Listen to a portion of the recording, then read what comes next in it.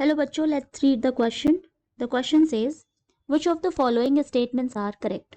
A. Glucose is a monosaccharide. B. Sucrose is a disaccharide. C. Maltose is a monosaccharide. And D. Starch is a polysaccharide. तो हमें बताना है कि कौन से statements जो हैं वो correct है. So here the key concept is carbohydrate. ठीक है, कार्बोहाइड्रेट. तो ये जो भी मोनोसैकेराइड, डाइसैकेराइड,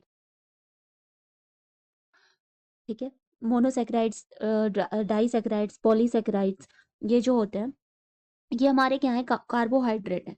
एंड कार्बोहाइड्रेट क्या होता है? Carbohydrate are biomolecules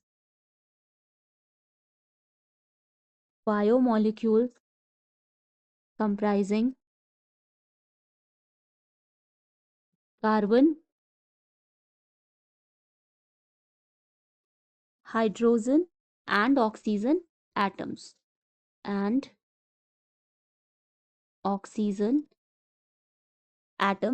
and they are important source of energy. So these all are important source of energy. Now carbohydrate जो है divided into carbohydrates, ठीक है, divided into 3 parts, that is monosaccharides, second is disaccharides, and third one is polysaccharides.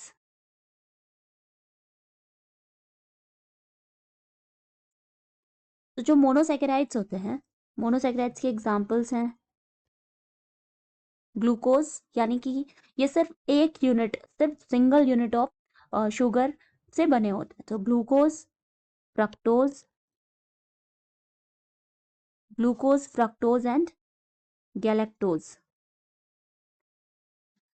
Then disaccharides के example हैं maltose, sucrose and lactose. And polysaccharides के example है starch, glycogen and cellulose. इसमें क्या होगा? Single sugar की यूनिट होती है, ठीक है, सिंगल शुगर होता है, इसमें 2 मॉलिक्यूल्स होते हैं,